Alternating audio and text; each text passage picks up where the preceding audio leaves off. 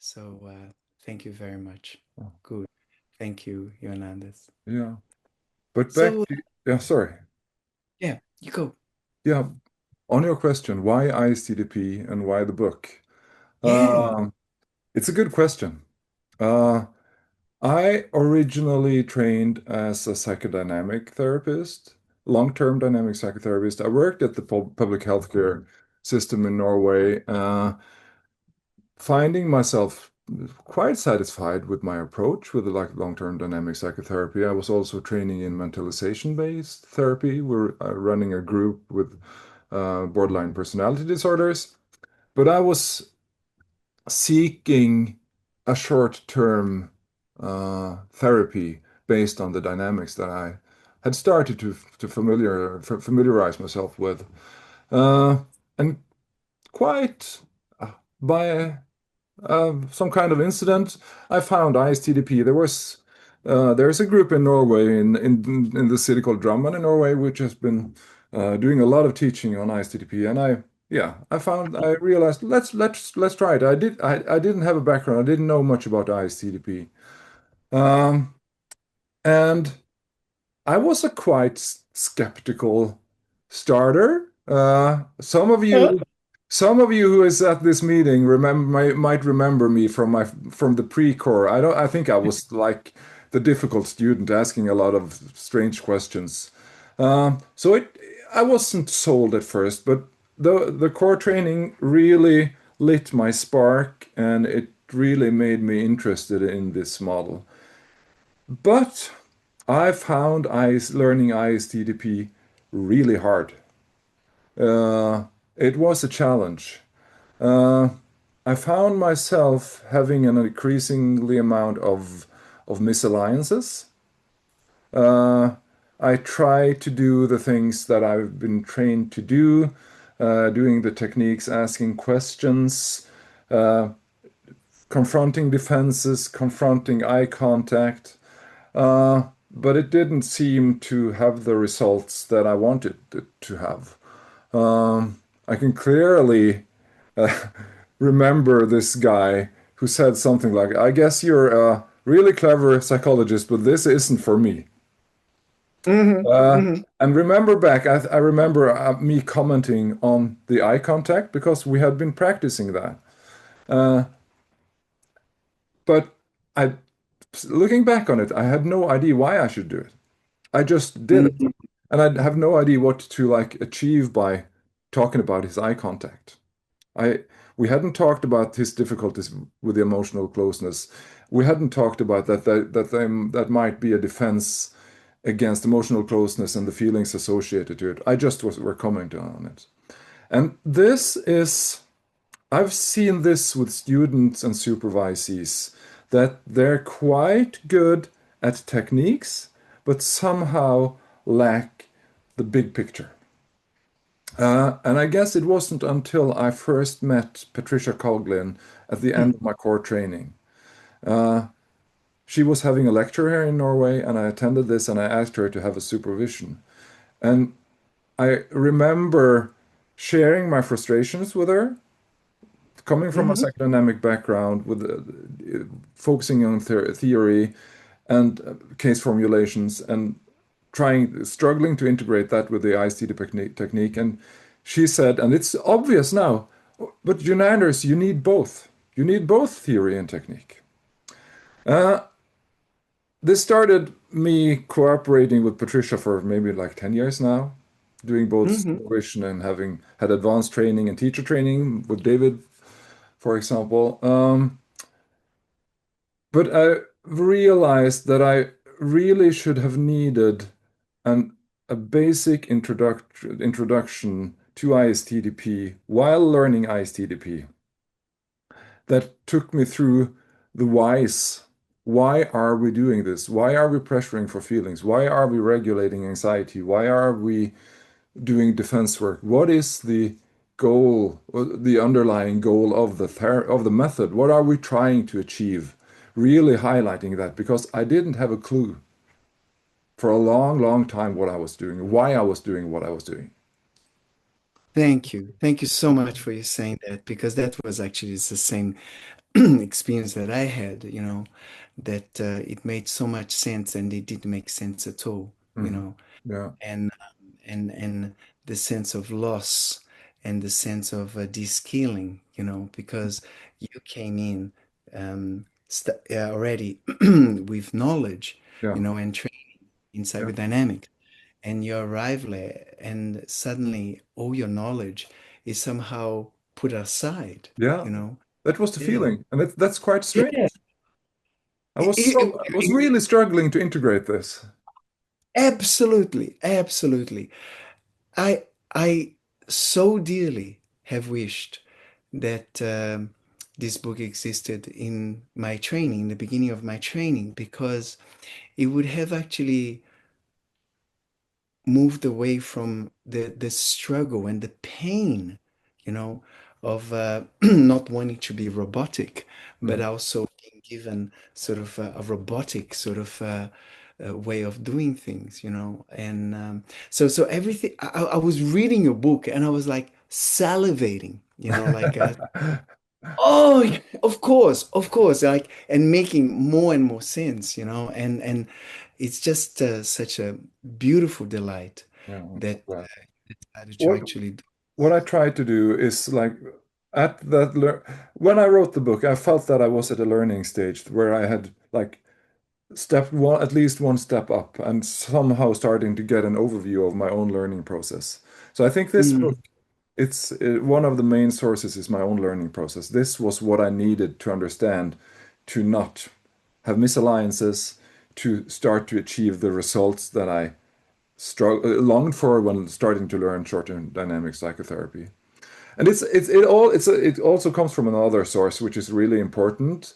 Uh, I work at the university here in Trondheim in Norway, the Norwegian University of Science and Technology, which has a master program for clinical psychologists. This is how you become a psychologist in Norway. You take a master's.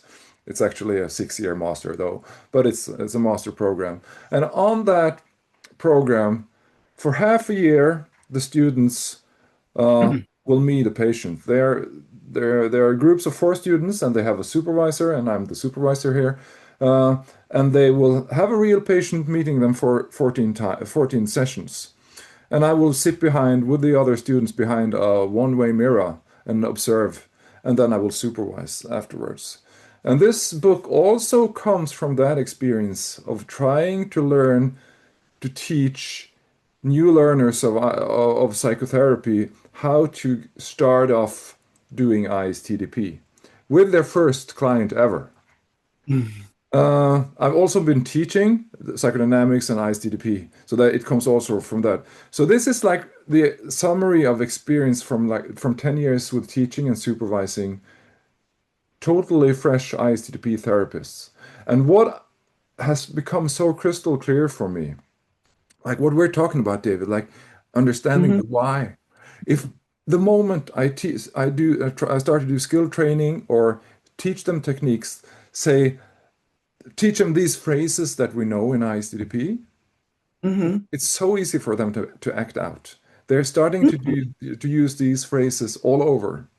But mhm, what I've mhm, been trying, also in the book, trying to highlight, if you really understand the two triangles, the triangle of conflict and the triangle of person, uh, if they, if these students learning ISTP are able to really separate the corners on the triangles, understand what is a feeling, what is anxiety, what is the defense, and when they understand how their defenses are linked to the patient's suffering and symptoms, that they really understand, they really see how the patient is creating their symptoms in the current or in the transference, in the session with the patient, with the therapist.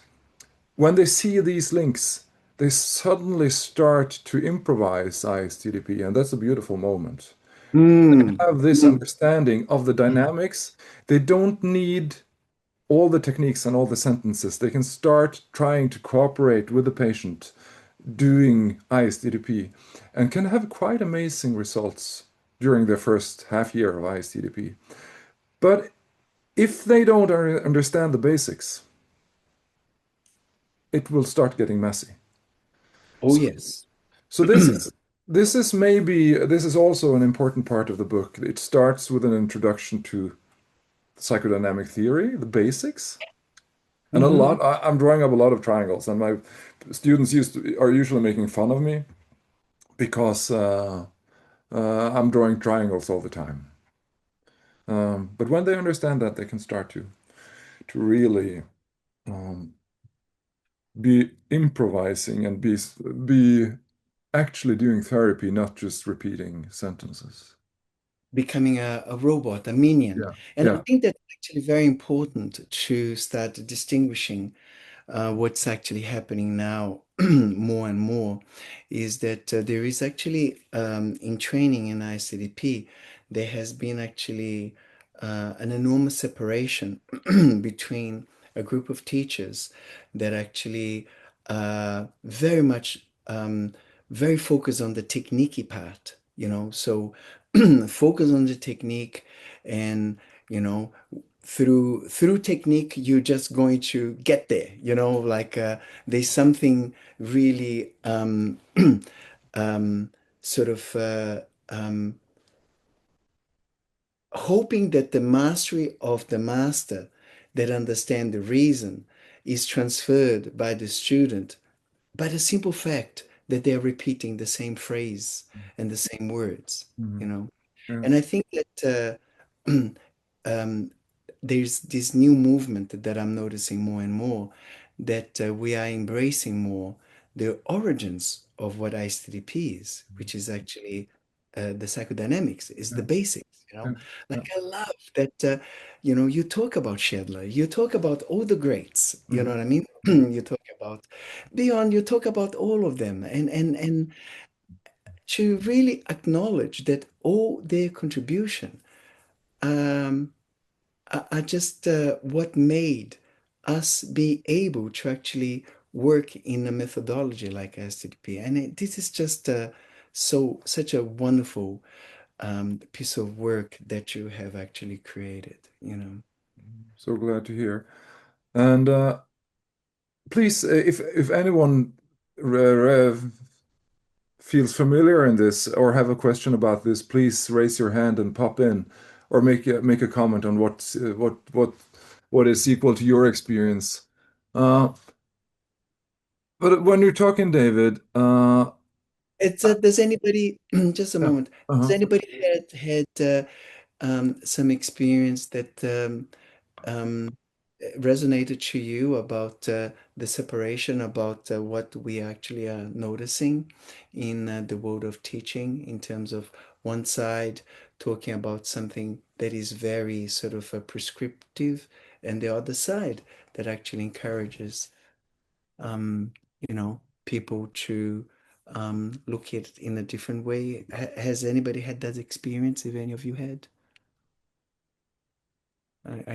I see a couple of heads nodding. Mhm, mhm, mhm. Um, can I share, Yeah. David? Oh, Valeria. Yes, yes, of Hi, course. David. Hi. Um, yes, hi. I think the big challenge in learning ISTDP is remain self, um, which I think for a person to remain themselves, there also should be some external factors, like the culture of ISTDP world, connections with people, where you're safe to learn something complex that will involve a lot of mistakes, Mhm, but in a way that's safe for you to do so, rather than be anxious, which then will take you further away, uh, while also obviously holding the complexity, the cognitive complexity of the model. mhm, Um, so it's, I think I really enjoyed what you said, Anders, about knowing that we are connecting to the person and encouraging the healthy juices to come up, Right. Right. uh,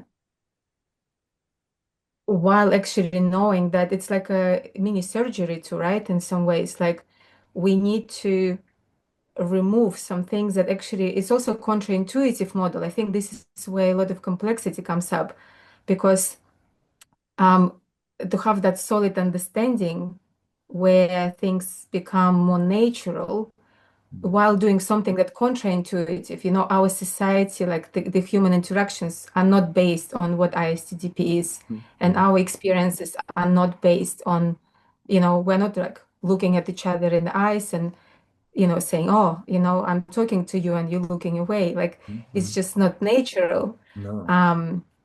So I think it's how do we remain ourselves while doing something that counterintuitive to how we learn to be ourselves and connect to human beings in our world, Right. while kind of also and I think a lot of that, my experience is that it has to do with people who were connected in ISTDP world, the models we have, the way we see them present with the clients. I think there is a lot of pressure when you initially see masters doing things, you think, oh, I should be doing this. Then people start cloning. And as you say, it becomes really messy because you like trying to copy something that's not you. That's Yeah. just kind of my overall impression. I can so relate to that coming from either a webinar or a physical seminar with a master ISTDP therapist and being really inspired and going back to my office and trying to emulate what the master did. And it doesn't work that way. I can't do what Al Navas can do or John Frederiksen or Patricia. I have, as you say, we have to create spaces where we can like be ourselves. Because the guy that I was talking about, he couldn't relate that I was like commenting on his eye contact. And as you say, ISTDP on some level breaks social norms because we point out these things. But it should come from like you talk about connection, and that's what it's about.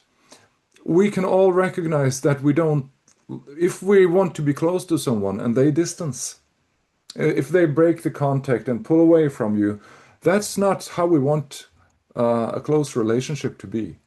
And I guess if I had somehow been able to communicate to this guy that I was trying to help with eye contact, that I was wanting him to be close to me, that we were here together to try to achieve something that is relating to intimacy and emotional closeness and feelings. And if as long as he was distancing from me, we couldn't be able to do that. And we both had agreed on that we wanted a close relationship. Then it would have made sense for him. But when I Very, was just throwing out techniques, of course it didn't make sense to him. It was the opposite. I was creating distance instead of inviting for closeness. And I really, really agree, Valeria, that we should try to learn ISTDP in a way that it becomes our own language, that not just copying someone. But of course, learning is partly you have to like emulate someone. Um, but you have to do that in a way that somehow you can embody it and let it become your own. one of the things that I speak very often is what Oscar Wilde said, that be yourself because everybody else been taken. Yeah, that's true. That's true. Uh, any other comments? One participant who prefers to remain anonymous but allowed me to summarize his comment for them shared this reflection from their training experience. They described having completed several training blocks with one ISTDP trainer before continuing with another, and they experienced what they called an almost world of difference between those two. They spoke and talked about how differently ISTDP can be taught and still under the same umbrella, and how confusing and frustrating that was, given that it still was referred to by the same name.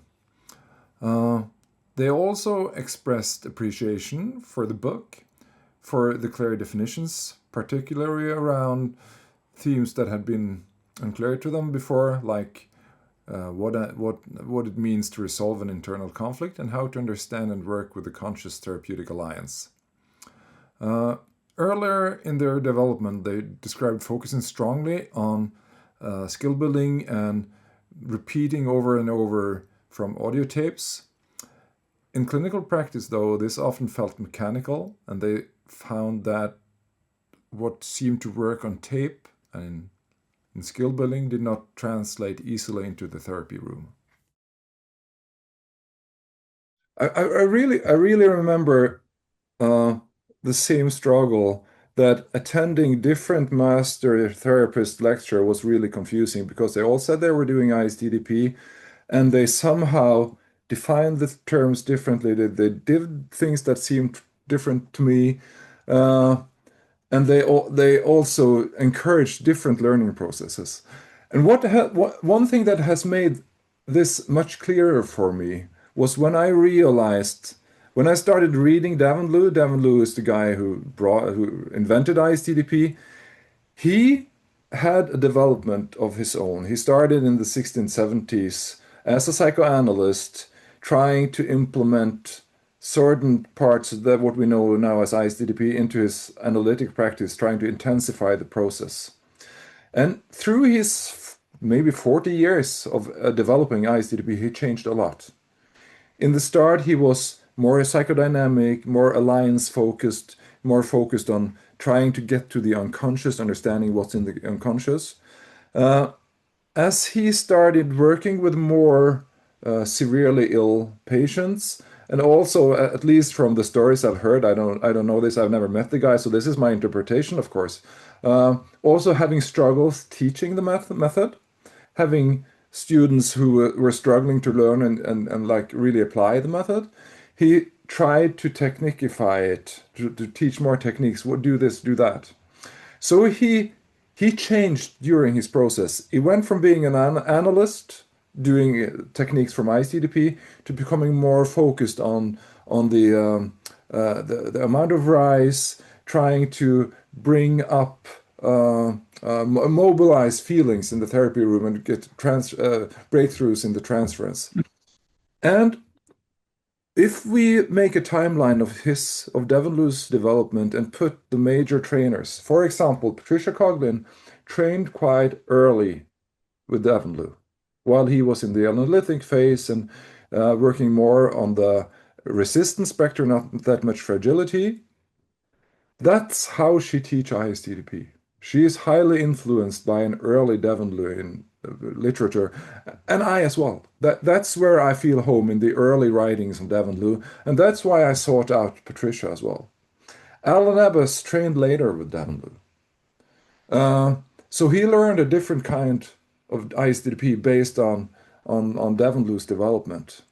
So both is referring to, but Devon Liu said. But he said these things at different times of his development. And I think this is important to remember. And I think it's not being made explicit enough because this makes it confusing for us who is going to learn this. Uh, because Devon Liu says one thing in 1980 and another thing in 2010.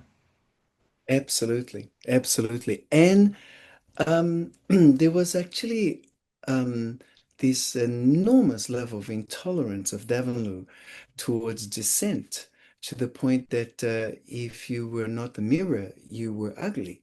And he actually really expelled expelled Alan, expelled Patricia, and all the greats, Ferruccio and um, Josette, and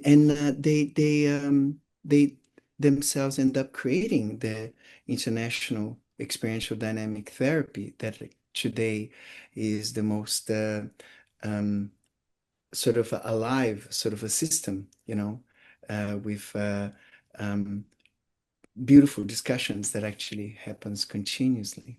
Mm. I also loved when you actually very subtly, Jonas, um, wrote that Milan was actually Devon Liu ghostwriter. I said, yes, Mhm. somebody wrote it. Yeah, Because Patricia keeps saying that, yeah, like Milan wrote most of it, and it was so beautiful that you actually yeah. you wrote that. So I'm also curious about um, the the influences, because psychoanalysis also, they are just so broad, right? Right. From the absolutely classical psychoanalysis to the most contemporary relational Mhm. sort of process. Mhm. Um, what sort of the psychoanalytical sort of teachings and writings that you have found yourself being more attracted to? Right. Uh, I will partly answer your question first because I think that the ISTDP rests upon quite early psychoanalytic theory, ego psychoanalysis, and somehow object relations. There is a lot of Freudian theory in it. It refers to the it's a theory that suffering comes from unconscious conflicts. Uh, Oedipal conflicts, like when you experience your father or mother as competitors for the other parent's love, and you struggle with sharing and not being the sole person in the world, not the only person in the world having all the attention and with all the feelings that turns up, which is one of Freud's major writings. That's at least central in Devon Lewis' early writing, the Oedipal conflict, and also sibling rivalry, um, pathological grief, uh, like when grief process are halted because of some kind of internal conflicts, conflicts around um, autonomy and loyalty, these basic dynamic conflicts that comes from Freud and are written about of the by the psychoanalysis. And I think David Mallon, when you refer to David Mallon, who was a major helper for Davenport, I think he writes beautifully about this in his book. I think it's from 1979, The Science of Psychodynamics. I think that's its name. That's a Yeah. book every ICDP therapist should read. 1979, David Allen. It really brings together this psychoanalytic understanding of conflict and how these conflicts have a lot of feelings attached to them. It's not just that ISTDP is not uh, an affect-focused therapy, in my view. It's a psychoanalytic oriented therapy which works on conflict that has a lot of feelings connected to it. Feelings are really important, but the main issue is what is the conflict? If you have a sibling rivalry conflict, there you will have a if you had a sibling who is getting all the attention for some reason, you will have a lot of mixed feelings. So of course the feelings are important, but the conflict is around rivalry. And these feelings will of course make you anxious, and then you start using defenses which will create your symptoms. But this is the theory that David Mellon really highlights and writes so beautifully about. And I think but Davenlu came with the techniques and the way to do it. So David Mellon had the idea and the theory, but he hadn't the method. And Davenlu came in with the method. And I think that's where their cooperation were so rich, because Davenlu was the intuitive guy, and Mellon was, at least according to Patricia, the British gentleman with a lot of theoretical knowledge. So he sat down and wrote all the articles for Davenlu and didn't take any credit for it. Hmm. Um, Hmm. but I think that a lot of the if one should read the basics of analysis, it's like the psychoanalysis. Read some Freud and get somehow acquainted with Oedipal conflict, the rivalry conflicts. Hmm. Um, and also a more modern writer that I've really appreciated to understand guilt is Donald Carveth, um, who is um, who is implementing conscience. That the reason why we have to focus on guilt in ISTDP, this is my words, not his, but how I interpret him, is because at least if you're not a psychopath, you have a conscience uh, that really feels appreciative, loving feelings towards others. And then feeling rage while being uh, a person with loving feelings for others, that's what creating the guilt. And self-punishment will be then the defense against the repairing guilt, the healthy guilt. So I think also if you should read some more contemporary to understand ICDP, Don Carvett's book, the tiny small voice. The still small, The still small the voice. still That's small. also a great literature. Absolutely. Yeah. Thank you. Thank you. Um, so it's very interesting because I am actually also becoming very attracted to the relational psychodynamics, Uh-huh. which actually use the transferential process of the here now to reflect on what might be happening between the client and myself. Yeah. Do you have any thoughts about that? Yeah, I think that I think we need to integrate the relational perspective in ISTDP. It's not that explicit in the theory.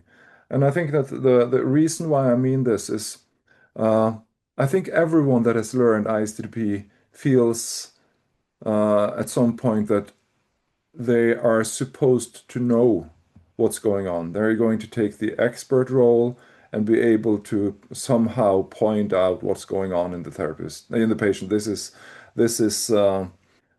feelings. This is anxiety. These are defenses, and also there is this axiom or understanding that everything that happens in the T is related to the patient's past or will be relevant to the current.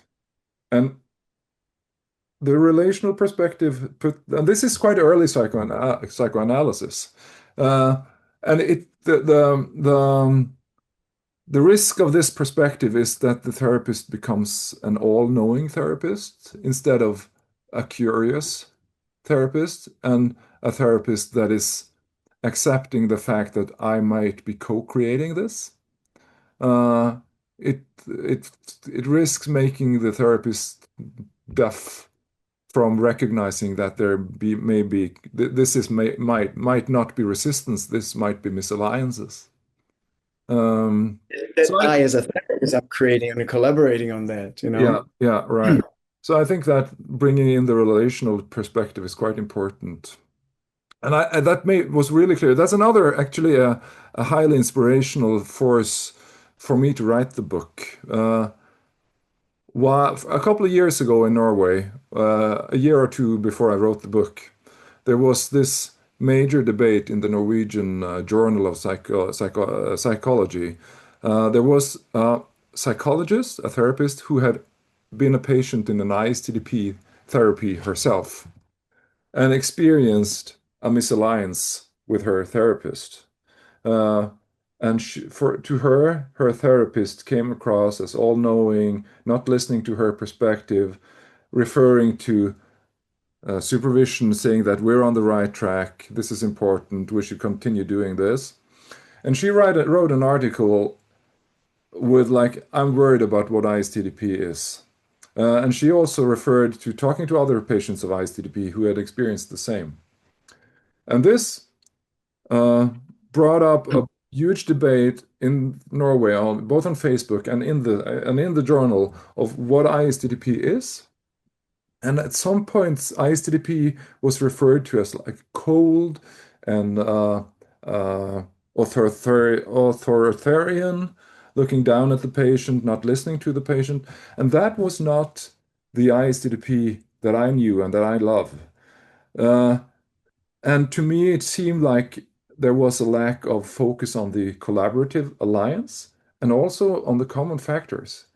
Uh, I was so relieved when I was starting to be trained with Patricia Coughlin. She usually says something like, ISTDP has a lot of specific powerful techniques and factors, and we should highlight them, but they should be bathing in an environment of the common factors. The common factors are as important in ISTDP as in any other therapy. Of course it is. A collaborative alliance, warmth, trust, uh, respect, all these basics. Of course it's important. Uh, but it seems like at least when we tried, I don't think it's the it's I think don't think it's the meaning to teach ISTDP as this is not important, because I think everyone agrees on that, but somehow it comes across easily when you learn this method that that's not that important.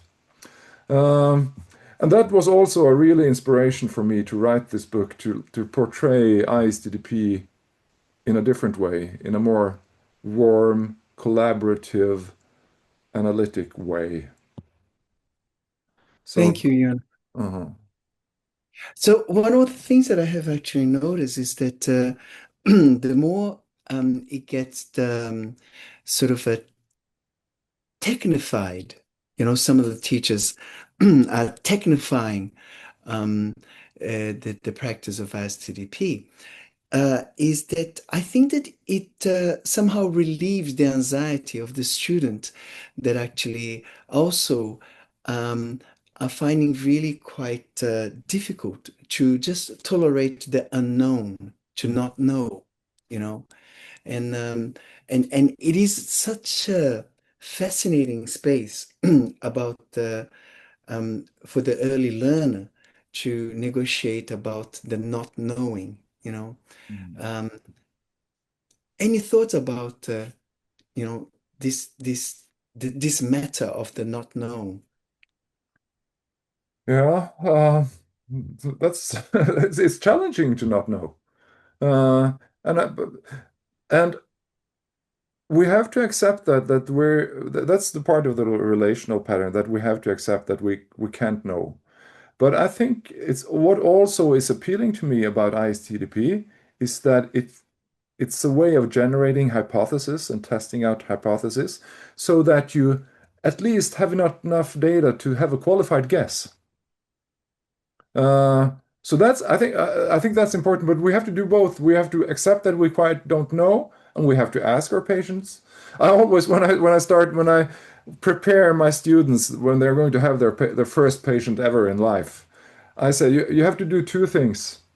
You must act like a normal human being, uh, and you have to be curious.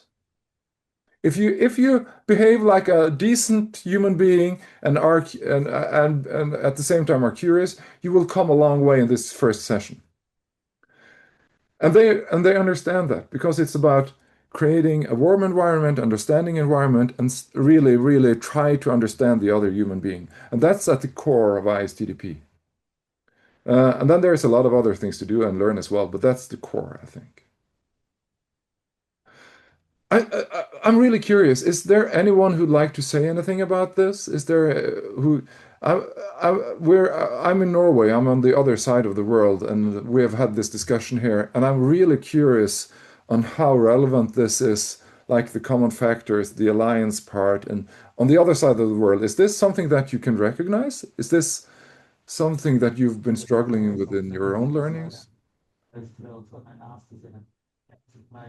Sarah? Yeah. Yes, hi. So pleased to meet you. I actually teach ISTTP in Australia on the Gold Coast, Yeah, and I teach to medical doctors. right. And so, yes, they are very used to knowing, Yeah. and they are very uncomfortable with not knowing. So basically, the way I teach is very much because I also work predominantly with borderline personality disorder. Uh-huh. So the way that I teach is also about the collaboration and curiosity. So actually, everything that you have said, I'm like tick, tick, tick, tick, tick. Because that's exactly what I do. And it's really hard. So I have the doctors they have to do a 12-month, 40-session long case, their consultancy. And at the beginning, they really have no idea whatsoever. So they don't know ISDGP. They don't know how to be in a not knowing stance. Mhm. They don't know how to be curious because they're used to more questions, answers, diagnoses. So the first thing I talk to them about is, can you just be human? Right. Which is quite funny because you just said that. Yeah. And can you just be curious and get as much data as you can for the person just through curiosity and collaboration Yeah. and deactivate any idea that you have the answers. If you can do that in the first instance, and Hmm. then I'll do the techniques, and it's incredible the difference with these guys by the end of the 12 months. Mm-hmm. And I have the most wonderful gifts from them and cards for them, telling me how much they've grown as people themselves, Right. that they had no idea throughout their entire medical degrees that this is what therapy was about, and that they have better personal relationships. The growth with them is huge. So remember, I'm talking about a highly intelligent population who have to learn this to pass. Yeah. To Right. get, so their motivation is super, super high. So I have a really great audience. There's no resistance at all, but it's very enjoyable. And I did buy your book because I started to read it, but with the intent of making this one of the recommendations for the doctors to read as well. Oh, I really appreciate that. I really hope you find it useful, and Yeah, it seems it like looks really good so far. What I've been reading looks yeah. amazing. It's very helpful. And I love to mention when you say beautiful, how about the cover? I really find the cover beautiful, and I have to thank Yeah, David for that because he introduced me to this drawing because this is made by an Australian artist. What's her name again, David? Joe Wait, Joe Wait. Joe. yes. I commissioned Joe to do a lot of the cartoons that I do in my training, and that was actually one of those cartoons, and it's such a privilege I that you really guys. love that Yeah. drawing when I saw it, and it's nice to present to you guys in Australia, knowing that the cover is made by a fabulous Australian artist. Thank you. And for who does not know, Sarah Walker is one of the most senior people in Australia in ISTDP that I respect so much. So there's Sarah Walker, there's Dion uh, Novovisky, and oh my God, I'm just having a blank who is actually running the training with you, Sarah. Christy Lamb. Yeah, of course, Christy, Christy Lamb, and of course myself. We are developing. We are the new generation of teachers here in Australia that are speaking the same language, which has been actually such a wonderful, wonderful, uh, uh, uh, delightful sort of a community, you know. And if I could just say something as well around the misalliances, I am the queen of misalliances in my core training Yeah, that's because of my perfectionist personality. And uh-huh. I just wanted to make sure I knew the techniques before anything else. Right. And also, it resonates when you're talking about the different trainers. Did so many trainings with so many different people, and every single one had a different style. And at the moment I decided to be me and then ISTTP Hmm. was the moment that my work significantly changed. Yeah. Oh yes, So oh on yes. the listening, just be you first, and then ISTTP. Yeah, I think that's really that we're thinking about developing therapist, or when learning this, that you're there to develop yourself as a therapist, not becoming an ISTDP machine. Um, I think that's really, really important Yeah. because every Absolutely. master has been through the same learning curve. And I think what we should try to do when learning ISTDP is go through a progress of understanding this method, not learning a finished method. I don't Yeah. think that's how it should be done. I think this should be a process. Um, right. Thank you. Thank you, Jonas, Sarah. Yeah. we are going through such a beautiful conversation. I also know that you actually prepared some PowerPoints. Do you want to present the PowerPoints, or it doesn't kind of make sense? What would you like to do? I think we'll do the PowerPoints after the break, before the video, Sure. because they're connected to the video. So let's just wrap up this discussion before we take the PowerPoints. I think that would be the best. Um, Sure. Any other reflections, everybody? Paul. Um, yeah, Jon Anders, can you hear me okay, yeah, by the way? great. Yeah, Yeah, you're great. I, a couple of years ago, got across this podcast called Very Bad Therapy. Okay. And it was excellent because actually not so much for the stories of things gone wrong, which was actually quite amusing. But it was because of their dedication to looking at research Hmm. and focusing on outcomes. The one thing for me that I've always been interested in is always anchoring ourselves towards outcomes, Hmm. Hmm. so that whatever you do, I mean, whilst it's an interesting conversation to talk about how you define outcomes, right? But Hmm. putting that aside, Uh-huh. if we are still focused on this idea around generating outcomes, then we've got to be very careful in regards to not falling in love with a process that is not respecting outcomes. Right. And I think that if you talk about, broadly speaking, there's two types of people in the world: the people who are very nervous around and need things to hold on to, Hmm. need a process to hold on to, and then there are others who are able to deal with more with the ambiguous, right? Hmm.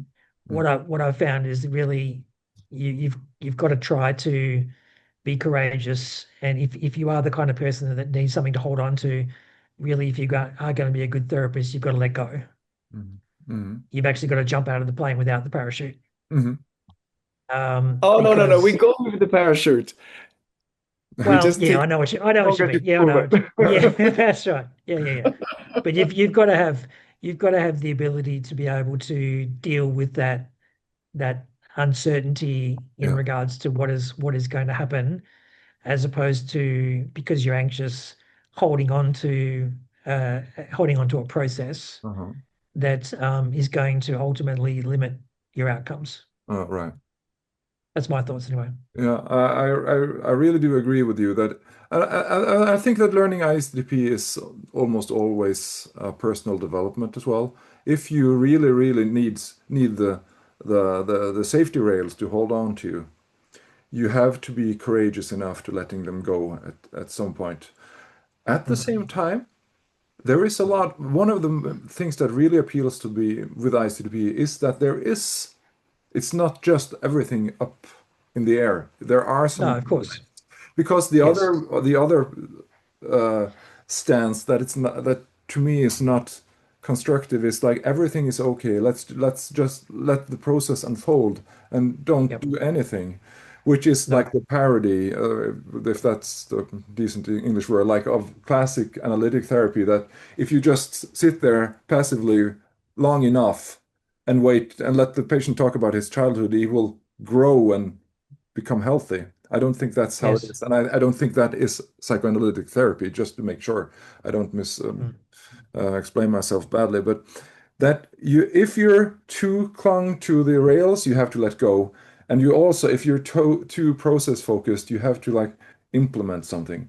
But your main point, I think I really, really do agree. And that is quite strange because to me, the most important ISTDP intervention technique is response to intervention. Let's see this how the patient responds to my interventions. Mm. Yep. And that is listening for outcome. It's for every intervention listening for outcome.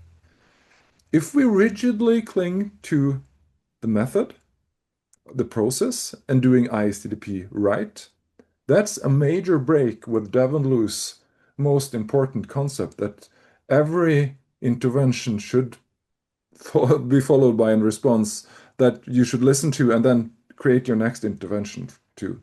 And Patricia always says, the proof is in the pudding. The Mm. proof is in the pudding, John. Let's see how this goes. Uh, and this is what you're saying. There is no correct way of doing ISTDP. The best way of doing ISTDP, at least how I see it, is through collaboration, through response to intervention, and using these powerful techniques that Devon Blue developed to create a collaboration that is intense and sometimes really create big change. But that comes through that what you're saying, listening for the outcome, not to Yep. like replicate. Mm. You're Yep. Yeah. Yep. And to be robotic. And to be robotic. Yeah. And I think thank you for saying all these beautiful things, Jon Anders. And that's the reason that in my training, I do have a monthly 2-hour meeting just about attachment and psychoanalytical concepts, because without those, we find ourselves getting lost, when we sit in the methodology of it, So it's and thank you so much for reinforcing that, about the need of understanding that. Shall we go And for us? can I jump in with just a quick comment before we wrap up? Is Yeah. that okay, Please. David? Please, Yeah. please.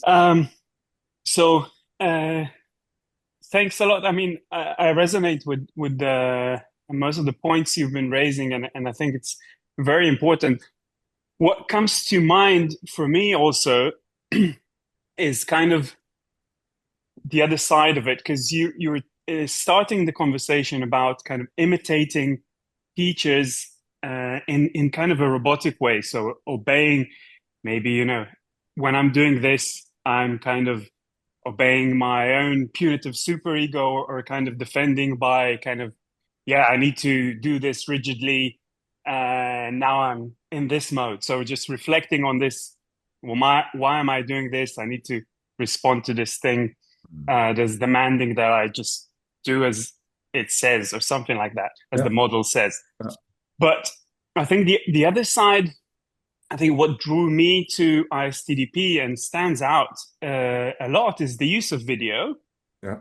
And being able to see people actually practice, not just studying from coming to supervision and talking about the stories I made up about what happened in therapy. And what has been huge for me, and is major in the way Homo sapiens learn anything, is imitation. Yeah. So we internalize and we take in so many things we're not even aware of when we're watching a video of another therapist doing their thing, and seeing the whole orchestra unfolds and how we are able to take that in. I think it's a different type of imitation. It's not that rigid. I need to obey this rule, or do exactly as in my case Sharon Lewis does it, or something like that. It is more like I take in the intonation, the rhythm, and all sorts of things that actually make it, rather than obeying a rule, and that you can internalize it, you can take it and make it your own, but you may also take all sorts of things. So you may also take in mistakes or something that is problematic, but it's a major way I think we learn as something beautiful in ISTDP, being able to see other people do it and take that in this way. Yeah. You're on to something that I really find important as well, and you talk about rhythm and you talk about intonation, and that makes me think of when I, like 25 years ago, my dream was to become a jazz musician, and I had to go through some phases of grief, realizing that I wasn't talented enough, and I had friends who has become jazz musicians, and in Trondheim in Norway there is this great education program for jazz musicians who has trained a lot of now famous Norwegian jazz artists, and they have this approach which resonates to what you're saying. They're imitating the masters. They're listening and they're copying the jazz masters, but always with the focus of embody it, to make it their own.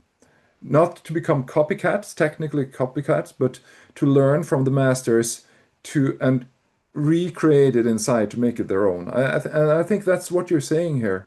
When you learn, find the rhythm, find the intonation, you don't have to, and I agree, this is one of the beauties of ISTDP. You don't have to, in Norway we say, figure out the gunpowder once again. You don't have to develop the gunpowder once again. You can learn from someone. You don't just learn theory, you also learn what to do. But you have to do that flexibly and make it your own. And of course, that's hard. Yeah. But I agree. The video, both in teaching and in supervising, it's fantastic. It's crucial, isn't it? Because without the video, it's very much about me talking through my own sort of defenses or my own interpretation, what might be happening with a client, and the times of the discrepancy of what I'm saying about my client and how is actually shown can be actually absolutely enormous. You know, yeah, yeah. I see the clock is ticking, David. There's one question in the chat from Håkon on the difference between ISTDP and emotion focused therapy. Should we take that, or do we have time for that? Should we take the break now? I can make a quick comment on it. Would you like to ask the question, Håkon? Like jump, pop on your camera and ask a question. A question from Norway. Or if not, we can take the question from the chat. Don't be shy. If you don't want to, we can take the question from the quest. It's a question between the difference between ISTDP and emotion-focused therapy. And it's a good question, I believe. Emotion-focused therapy is a big therapy in Norway. There are training programs, and it's getting a lot of attention. I don't know how it's in Australia. And at surface level, I think there is a lot of similarities. Highlighting the experiential part, using different kinds of techniques to help the patient experience their true feelings, share their true feelings in a warm environment with a connected therapist, helping them turn on phenomenons like self-criticism. Uh, I think on the technical part, I think there is a lot less focus on the anger and guilt about anger. Um, the conflict that's so central to the meta theory of ISTDP. And it's also on the theoretical side. It's not a psychoanalytic psychodynamic therapy. It's a humanistic approach. So it's the focus on the feelings comes from a perspective of self-realization, like humanistically, while in ISTDP, the focus on ISTDP on feelings comes from the unconscious conflicts, that it's there to resolve a conflict. Feel the feelings helps you resolve a conflict, while in EFT, the focus on feelings is more like achieving your full potential. And of course, there is a major overlap. I think that's What I have found is that there has been actually also um, a bifurcation in EFT, and there is actually I think that Greenberg and I think that is it Sue Johnson that they actually they moved differently in terms of how the EFT has actually been working, and I think that. There is an EFT that is actually starting to look at more of the dynamic sort of a part as well, you know. Um, but I don't know enough to be able to comment on. Yeah. yeah. Okay. Shall we have a break? Let's do 15 that. minutes? Uh-huh. 15-minute break. Yeah, let's have a 15-minute break. So let's meet like 10 to the half hour. Is that what you say? No, it's 7:06 now here Uh-huh. in Australia. Yeah, Shall we meet 20 uh, 20 past the hour? yeah, 20 past the hour. Wherever you So, are in the world, 20 yeah, past. yeah, right. Great. See you all soon. See you soon, everyone.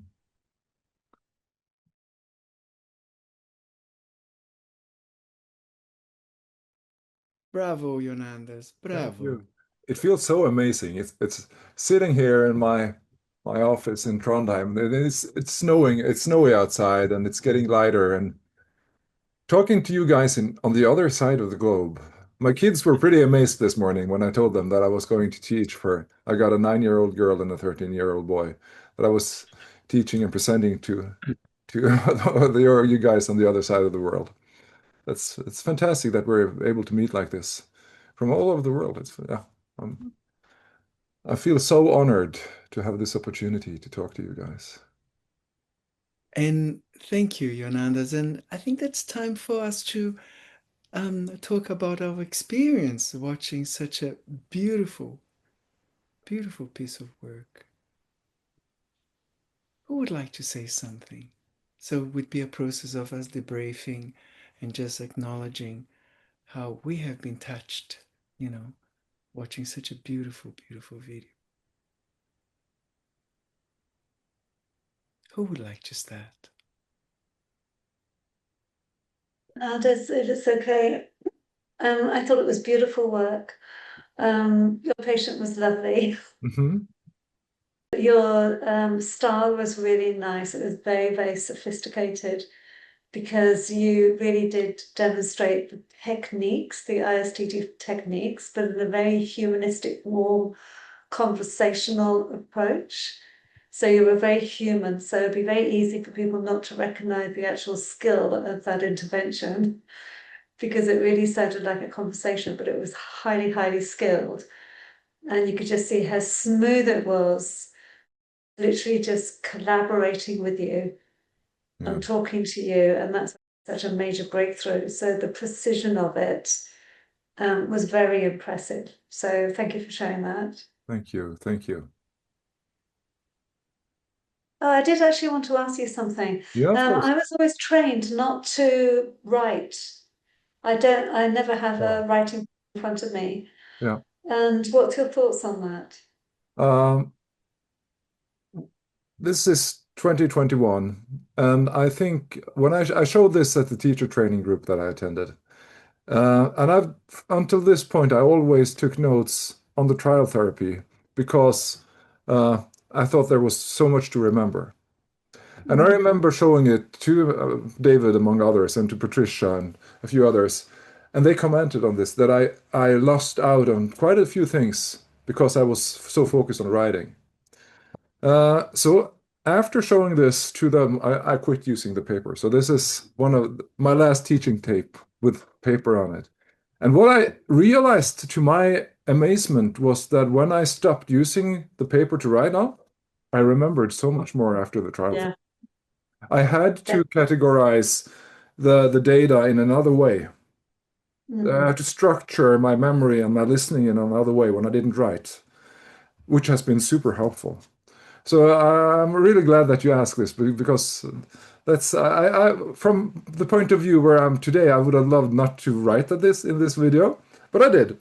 That was a part of my learning trajectory to put away that. You had amazing results. Yeah. So it obviously wasn't a barrier because you No. still got good results. But yes, I did notice straight away. Yeah.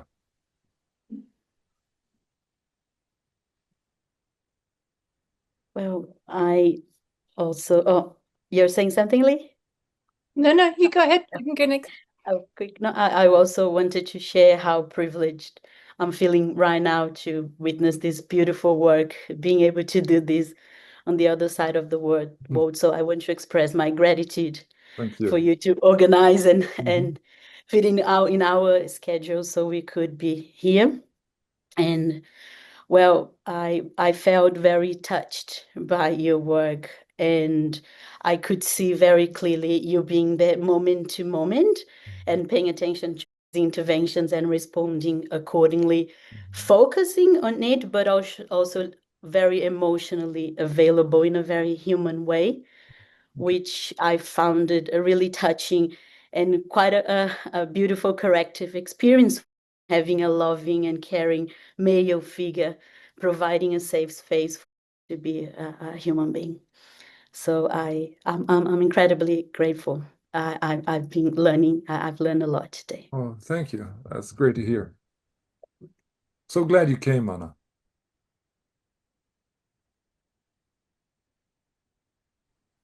Lee? Likewise, Anna, I'm very similar. I'm feeling very, very grateful. Thank you, David, and thank you, Jon Anders, for organising for us to be able to witness this. And I'm also incredibly moved by maybe it's the use of the word newborn and asking to ride the wave with you. And I was just, I'm so deeply moved and think if more people could have this, how amazing it would be. And I'm so touched that you both, David and you, Jon Anders, spoke about how tough the training was and that you stayed with it Hmm. as well. And I just really would like to acknowledge what you have both brought to it to allow us to learn this. I feel it, I'm swelling with gratitude. I'm So so thank you. glad to hear. So glad to hear. Mm. It's a tough matter to learn. I think it could be easier, and I will try to give in and bring my part to do that, to achieve that. It should be easier, but it's hard. It's a difficult method, anyhow. But it's sometimes it can bring out really, really amazing results. Thank you. Mm.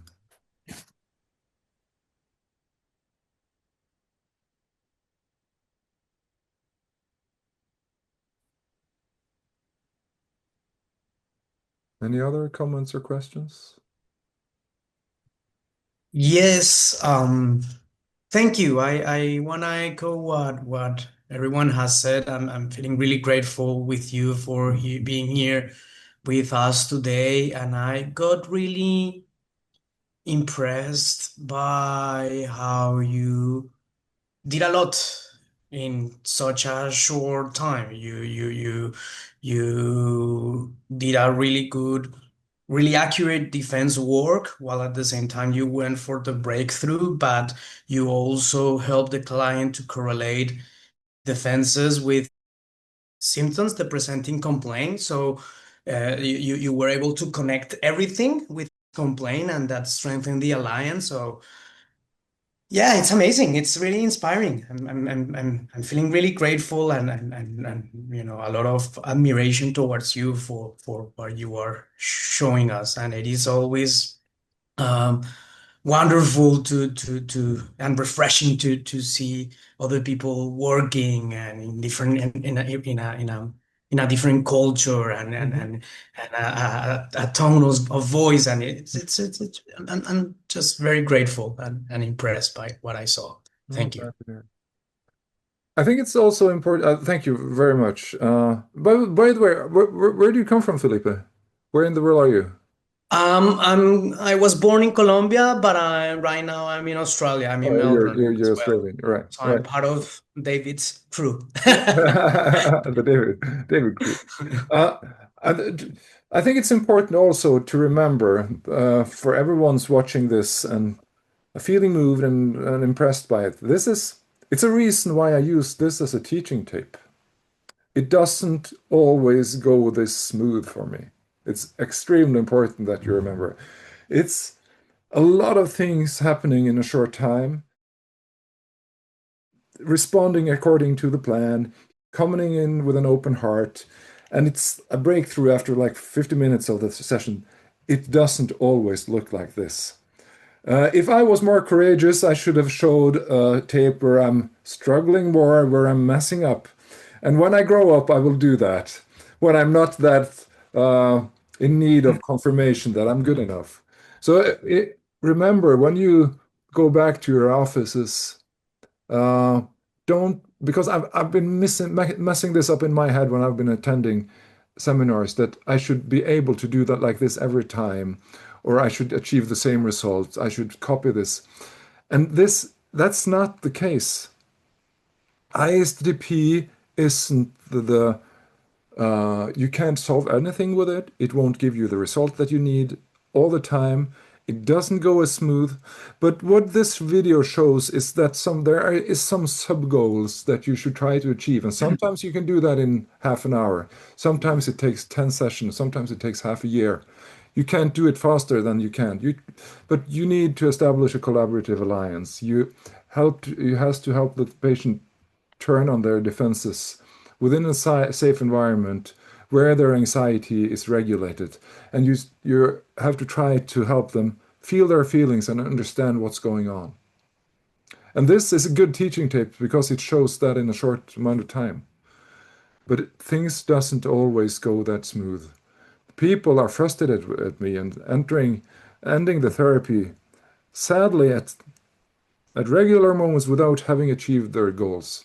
And I find that painful, but it's a part of the job. If I am able to help 70% of my patients, I'm super happy. But that means 3 out of 10 isn't helped. And if I'm able to help 80%, that's fantastic. And sometimes I only help 60% of my patients. But I really struggle to help them and to improve. And then I have to realize that I can't help everyone. And I think that's so important that we give ourselves the grace to understand that this is where I present my best work. And I don't do that every time. Jon Anders, I think that I think that don't sell yourself short, because you're such a gorgeous, humble man, and I know you for this. You did not actually show a video where you know, because one of the worst things that happens in ISTDP is they call it kill your father, kill your mother therapy, you know, kill your parents therapy. And you didn't do that, which is actually beautiful, you know. Yeah, I think that's important too. Breakthrough to grief is just as important as breakthrough to anger. It's feelings. It's about connecting to what's in the front and to what's mobilized in the patient. Everything doesn't have to be killing your therapist and then killing your father or mother. In reality, in attachment-based ISTDP, they actually talk about moving towards the breakthrough to the grief as one of the simplest ways. And what I'm teaching lately is one of the simplest ways that does not create misalliance. You know what I mean? Because I think that one of the biggest things is actually trying to go through all the feelings that are difficult, even for us as Yeah, people. yeah, I think so too. And I think that the main goal would be to not have a preconceived notion of what is about to happen. If there is anger, let's do anger. If there is grief, let's do grief. If there is guilt, let's do guilt. If there is love, let's do love. If there is sexual feelings, let's do sexual feelings. These are difficult. These are the attachment feelings, and it's so complicated for us human beings to really deeply experiencing all of this in an intimate relationship. So let's not prioritize or have a preconceived notion of what's going to happen. I don't agree to everything is guilt over rage. That doesn't make sense to me. We're more complicated as human beings than that. But that doesn't mean that guilt about rage isn't an important phenomenon that we have to be open for and be able to tolerate. But let's not, if we know that it's guilt about rage, we will go, it's so easy to have a misalliance, even though the answer is guilt about rage. If we know from ahead of time that it's guilt about rage, we're losing the patient in the process. So, and I'm glad that you say that that it's to comment on if I'm talking myself down. I don't think I do, because I think this is good work. But I would like to make a little vaccine towards the punitive superego to the students, to say that I'm human. Alan Abbas is human. Patricia Coughlin is human. I've seen her grumpy. She has been giving me bad supervision because she is grumpy and tired and having the flu. They're all human beings, and they're lovable, and they're really doing their best. I had my balls cut. Sorry? I had my balls cut by You had your balls cut off. Yeah. So they're just human beings, and it's so easy to forget. Even Davenlou was a human being. He was very human. And I really would like to recommend you to all. There's this podcast with Maurice Joseph and Deborah Pollack, which is called Deconstructing Davenlu. It's 2 episodes out on Spotify and on the podcast platform to Apple, where they're talking about Davenlu, his writings, and the process. And I think that's an important contribution to humanizing Davenlu and just looking at him not as a genius, but like a major, an important psychologist, a psychotherapist, in his time, in his context, with his flaws and with his positives. So I think that's a recommendation. Yeah. Other questions or comments?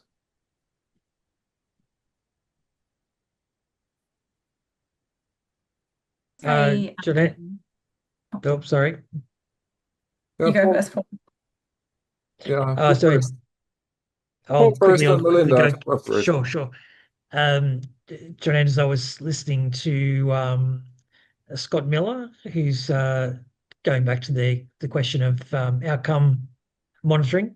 Yeah. And he was talking about how taking the approach that we're not trying to get the technique right per se, but what we're focusing on is the inevitability of mistakes and how we recover from those mistakes. So how we continue to try and recover and build the alliance with the person, kind of sort of eases the pressure, shall we say, in that we recognize that we're not going to in any way do a perfect therapeutic performance. You know what I mean? I know what you mean.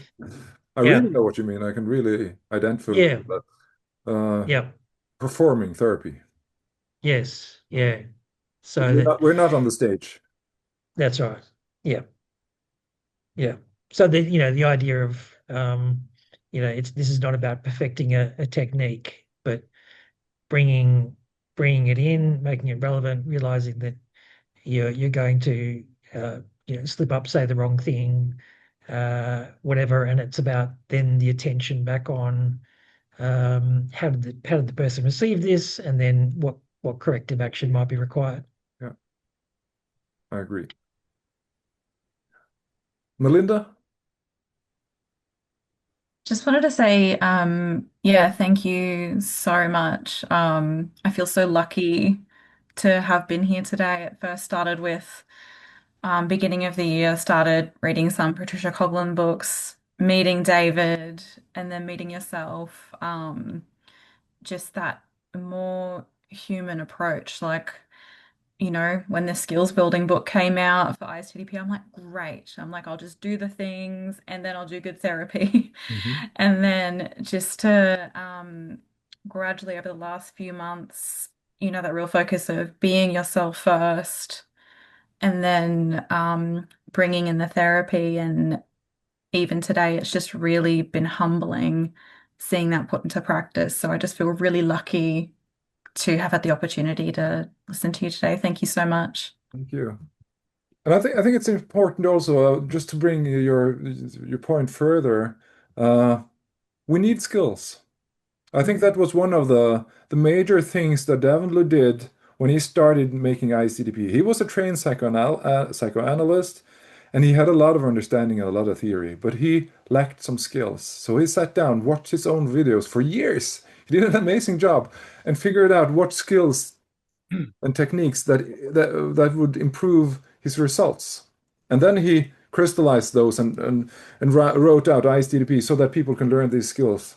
So, and then he taught these skills to trained psychoanalysts. We are at a risk, though, at least in Norway, where we don't train people as deeply as they did before in the psychodynamic theories, in the deep understanding of how the human psyche functions, that when we start implementing techniques without that understanding, it becomes technique focused. It's not that techniques or skills is a problem in itself, but it's only the half picture. It's like if you're doing the musician analogy and the jazz musician, there are some jazz musicians who have fantastic techniques, and they do concerts where they play really fast. I'm not that into those kinds of musicians. I would rather like Miles Davis missing the tone and are really understanding the music deeply. And Miles Davis had a deep theoretical knowledge and a lot of skills, but he didn't show them off. He needed his technique, but that's not what's in the heart at his music. And I think that's about how therapy should be as well. But we need skills.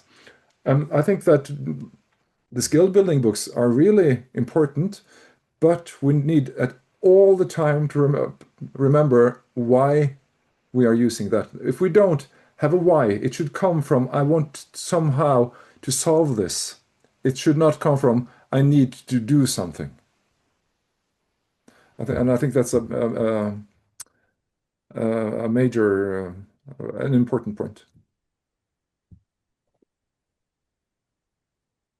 It is getting the time for us to say goodbye. Yes. And Jon Anders, what a inspiring time. And I hope that we will be able to have you again, you know. And Just invite me, I will come. oh, you are on. You are on. So if everybody could just, thank Jon Anders, and please be in contact, and thank you, thank you, thank you, and thank you for coming today on a Wednesday night. Thank you so very much, and yeah. And thank you everyone for coming in, being a part of this. Thanks to everyone who's been so courageous to raise their voices and talk about their experience and ask questions. I really appreciate it. Thank you, David, for doing this with me. We'll meet later today, or We will meet later. We meet in about 10 hours. 10 o'clock in the morning meeting. Yeah, that will be my night. It's your morning. So yeah. Yeah, yes. Okay, everyone. Thank you.